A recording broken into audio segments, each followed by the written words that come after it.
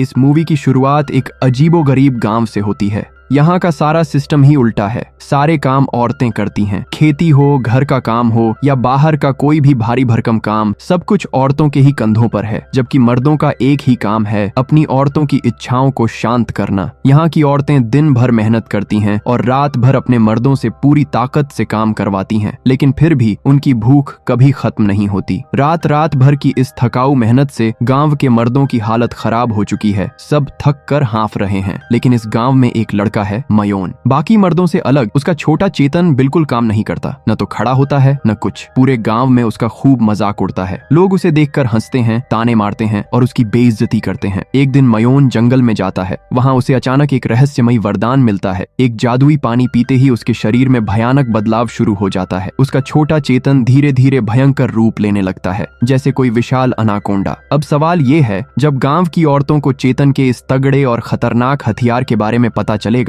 तो क्या होगा? एक दिन पास के गांव के कुछ बदमाश लड़के इस गांव में आ पहुंचते हैं। वो लोग ढाबे में बैठकर खाना खा रहे होते हैं। तभी उनकी नजर मयोन नाम के एक सीधे साधे दिखने वाले आदमी पर पड़ती है। बदमाशों का सरदार, जिसकी चूल मची हुई थी, सीधा मयोन के पास चला जाता है और उसे छेड़ने लगता है। मयोन को बहुत गुस्सा आ जाता है। वो अपने सामने जल रहे कोयले को उठाकर पानी में फेंक देता है ताकि अपना गुस्सा शांत कर सके। लेकिन सरदार नहीं रुकता। देखते ही देखते वो मयोन पर हमला कर देता है। मयोन अब पूरी तरह भड़क चुका था। वो भी सरदार पर जोरदार हमला कर देता है। जब सरदार के चेले उसे बचाने के लिए दौड़कर आते हैं, तब मयोन उन सबकी अच्छे से धुनाई कर देता है। यह देखकर वहां मौजूद सारी औरतें हैरान रह जाती हैं। मयोन की बहादुरी देखते ही उनके दिमाग में गंदे ख्याल आने लगते हैं। सब सोचने लगती हैं कि जो इतनी जोरदार लड़ाई लड़ सकता है, वो उनकी खेत की जुताई भी उतनी ही तेजी से करेगा। तभी वहां एक दादी आ जाती है। वो सबको चेतावनी देते हुए कहती है, अरे ओ लड़कियों, उसे देखकर अपने मन में ख्याल मत लाओ। लड़ाई में बहादुर होना और खेत में हल चलाने में अच्छा होना दोनों अलग बातें हैं। सब लड़कियां पूछ बैठती हैं,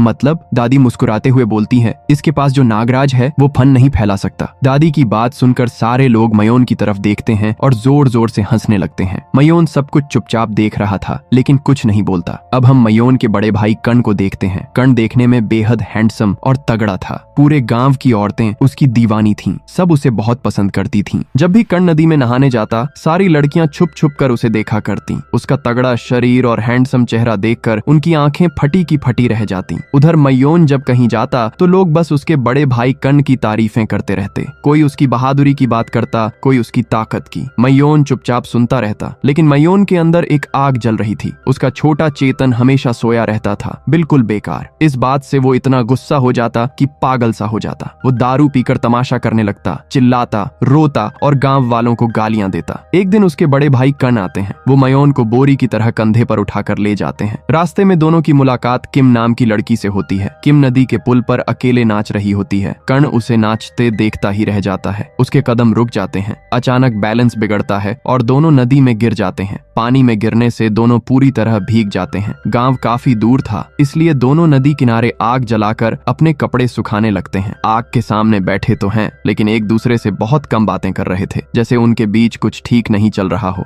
असल में बात 4 साल पुरानी है। एक मेले में दोनों भाई राइस केक बेच रहे थे। अचानक मयोन की पैंट में आग लग जाती है। उसका छोटा चेतन जलने ही वाला था। कर्ण ने बिना सोचे समझे अपने भाई को बचाने के लिए जोरदार लात मार दी। लात सीधे मयोन के छोटे चेतन पर पड़ी। उस दिन आग के साथ साथ मयोन का सब कुछ बुझ गया था। तभी से वो अपने भाई कर्ण से बात करना ही बंद कर चुका था। कहानी फिर वर्तमान में आती है। एक दिन गांव के कुछ लड़के बैठकर किम की खूबसूरती की तारीफ कर रहे थे। एक लड़का बोला, किम रोज रात को झील में नहाने जाती है। दूसरा लड़का मुस्कुराते हुए बोला, चलो आज रात चलते हैं, देखते हैं। मयोन पास में ही बैठा सब सुन रहा था। रात हुई। सारे लड़के झील के पास पहुंच गए। मयोन भी चुपचाप उनके साथ आ गया था। उसे देखकर सब लड़के फिर से उसका मजाक उड़ाने लगे। तभी अचानक किम वहां आ जाती है। किम को देखते ही सब लड़के एक्साइटेड हो जाते हैं। उसका भीगा हुआ बदन, पानी में चमकता शरीर देखकर सब बस ताकते ही रह जाते हैं। मयोन को वहां कुछ भी फर्क नहीं पड़ रहा था। वो चुपचाप खड़ा सब देख रहा था। तभी किम उन लड़कों से कहती है, मेरी जूती मेरे पैर से निकल गई है, क्या तुम लोग मुझे ला दोगे? इतना सुनते ही सारे लड़के लड़के जूती ढूंढने के लिए इधर उधर भाग जाते हैं। अगले दिन किम घर से बाहर निकलती है तो उसे दरवाजे पर एक मिठाई का डिब्बा मिलता है। वो समझ जाती है कि ये मयोन ने ही रखा है। अब उसे एहसास हो गया था कि मयोन उसे पसंद करता है। किम वो मिठाई बहुत प्यार से खाती है। कुछ देर बाद जब किम फिर से झील में नहाने जाती है तब गांव के कुछ बदमाश लड़के छुप छुप कर उसे देखने लगते हैं। उसी वक्त गांव की और लड़कियां भी नहाने आ जाती हैं। अचानक एक लड़की की नजर उन बदमाशों पर पड़ जाती है जो किम के भीगे बदन को घूर रहे थे। ये देखकर सारी लड़कियां भड़क जाती हैं। वो सोचती हैं कि किम जानबूझकर लड़कों को अपनी तरफ खींच रही है, जिसकी वजह से गांव के लड़के उनकी तरफ ध्यान ही नहीं देते। सब मिलकर किम को पीटने लगती हैं। तभी कर्ण वहां पहुंच जाता है। वो बेहद तगड़ा और बलवान था। उसने किम को उन लड़कियों से बचाया और वहां से ले गया। कर्ण को देखते ही बदमाश लड़के भी जान बचाकर भाग जाते हैं। उसी रात कर्ण अपने छोटे भाई मयोन से मिलता है। वो उसे बताता है, मैं जल्द ही शादी करने वाला हूँ। मयोन मुस्कुराते हुए पूछता है, लड़की कौन है? कर्ण मुस्कुराकर किसी को अंदर आने के लिए बोलता है। जब वो लड़की अंदर आती है मयोन का दिल एकदम से टूट जाता है। वो लड़की कोई और नहीं बल्कि किम थी। किम को अपने बड़े भाई के साथ देखकर मयोन का दिल बिल्कुल टूट गया। वो बेहद उदास हो जाता है। देवदास बनकर अकेला जंगल की तरफ चला जाता है। जंगल में घूमते हुए उसकी नजर एक जाल पर पड़ती है। उस जाल में एक बूढ़ा बाबा फंसा हुआ था। मयोन जल्दी जल्दी उस बाबा को जाल से निकालता है। बाबा बहुत खुश हो जाते हैं। वो कहते हैं, बेटा तुमने मुझे बचाया है। जो भी वरदान मांगोगे मैं वादा करता हूँ पूरा करूंगा। मयोन बैठकर बाबा को अपनी सारी कहानी सुनाता है। अपने छोटे चेतन की हालत, 4 साल पहले वाली घटना, सब कुछ। ये सुनकर बाबा उसे एक जगह का पता बताते हैं और कहते हैं, वहाँ एक खंभे के नीचे जादुई बोतल में पानी है, उसकी सिर्फ कुछ बूंदें पी लेना, ज्यादा मत पीना। कुछ ही देर बाद मयोन उस खंभे के पास पहुंच चुका था। मयोन ने जादुई बोतल उठाई और बस एक घूंट पीने की बजाय उसने कई घूंट पी लिए। एक ही सांस में उसने पूरी बोतल खाली कर दी। अगली सुबह जब वो गांव लौटता है तो उसे पता चलता है कि गांव के सारे मर्द युद्ध पर चले गए हैं। जादुई पानी का असर अब दिखने लगा था। मयोन का छोटा चेतन अब भयानक अनाकोंडा बन चुका था। जब वो सुबह सुबह सूसू करने जाता है तो उसके सूसू की धार इतनी जोरदार होती है कि पूरे गांव में टहलका मच जाता है। देखते ही देखते ये खबर पूरे गांव में आग की तरह फैल जाती है। जो औरतें पहले मयोन का मजाक उड़ाती थीं, वो अब उसे लालची नजरों से देखने लगती हैं। गांव में अब हर कोई मयोन की ही बातें करने लगा था, क्योंकि सारे मर्द युद्ध पर गए थे और गांव में ऐसा कोई नहीं बचा था जो इन औरतों की जिस्मानी भूख मिटा सके। मयोन ये सब देखकर अंदर ही अंदर बहुत खुश था, लेकिन वो अपने ऊपर काबू रखे हुए था। एक दिन शो नाम की एक औरत मयोन के पास आती है। वो उसे लुभाने की पूरी कोशिश करती है। शो की हरकतें देखकर मयोन खुद को काबू नहीं रख पाता। मयोन ने शो के साथ भयंकर घपाघप किया। इतनी जोरदार मेहनत की कि शो की नाक से खून निकलने लगा। जब मयोन शो के साथ इंटीमेट हो रहा था तब गांव की सारी औरतें छुपकर उन्हें देख रही थीं।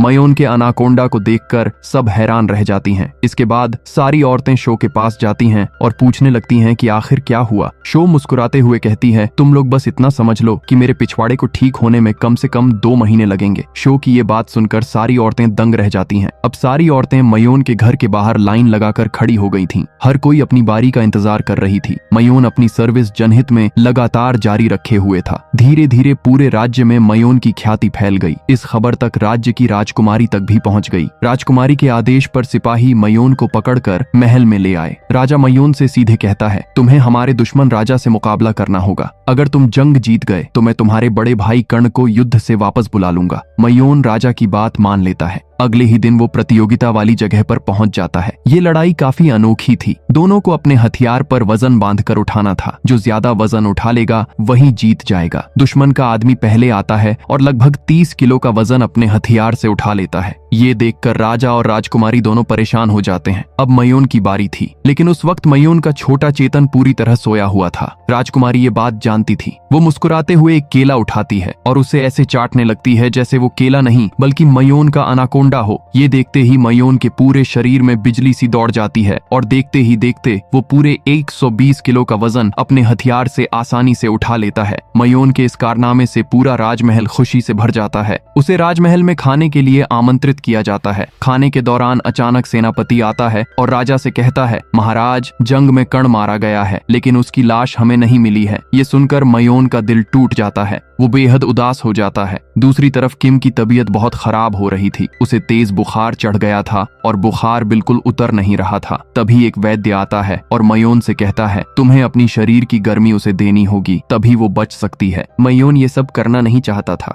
लेकिन किम को बचाने के लिए वो रोते रोते उसके साथ खपाखप कर देता है। वैद्य ने बिल्कुल सही कहा था। मयोन की गर्मी से किम जल्दी ही पूरी तरह ठीक हो जाती है। मयोन अब किम का पूरा ध्यान रखने लगा। वो दिन रात उसके साथ रहने लगा। लेकिन इस वजह से गांव की सारी औरतें बहुत दुखी और नाराज हो गईं, क्योंकि किम की वजह से अब उन्हें मयोन से मजा नहीं मिल पा रहा था। थोड़े ही दिनों बाद गांव की सारी औरतें एक साथ प्रेग्नेंट हो जाती हैं और ठीक उसी समय युद्ध से सारे मर्द भी वापस आ जाते हैं। घर पहुंचकर जब इन मर्दों को पता चलता है कि मयोन ने उनकी बीवियों के साथ खपाखप करके सबको प्रेग्नेंट कर दिया है, तो उनका गुस्सा फट पड़ता है। सारे आदमी मिलकर मयोन को मारने के लिए उसके पीछे पड़ जाते हैं। इधर दादी मयोन को सारी बात बताने के लिए उसके घर की तरफ भाग रही होती है। रास्ते में उसकी नजर कन पर पड़ती है, जो काफी जख्मी हालत में अपने घर की तरफ जा रहा था। दादी तुरंत मयोन के पास पहुंचकर सारी बात बता देती है। कुछ ही देर बाद कन भी जख्मी हालत में वहां पहुंचता है, लेकिन तब तक मयोन किम को लेकर गांव से भाग चुका था। किम के साथ संबंध बनाने की वजह से वो अब अपने भाई कन से नजरें भी नहीं मिला पा रहा था। किम भी अब प्रेग्नेंट हो चुकी थी, जिसकी वजह से उसकी तबीयत फिर से बिगड़ने लगी। मयोन इन सब बातों से बहुत परेशान हो चुका था। आखिरकार वो खुद को गांव वालों के हवाले कर देता है। गुस्साए हुए गांव वाले मयोन को जंगली भालू के हवाले कर देते हैं। दूसरी तरफ जब कन को पता चलता है कि किम मां बनने वाली है, तो वो बहुत खुश हो जाता है। कन किम से कहता है, तो तुमने मेरे भाई से शादी कर ली? किम बताती है, मैंने मयोन से कई बार शादी की बात की थी, लेकिन उसने कभी मेरी बात नहीं मानी। इन दोनों की बातों से पता चलता है कि असल में कण ही किम को घर लाया था, ताकि मयोन और किम एक दूसरे के करीब आएं, घुल मिलें और शादी कर लें। फिर कहानी 5 साल आगे की होती है। अब हम उन सभी बच्चों को देखते हैं जिनका पिता मयोन था। मयोन की औलाद होने की वजह से उन बच्चों में भी सुपर पावर वाला अनाकोंडा वाला गुण था। तो दोस्तों, ये थी फिल्म की पूरी कहानी। अगर वीडियो पसंद आया हो तो चैनल को जरूर सब्सक्राइब कर लेना। मिलते हैं अगले वीडियो में।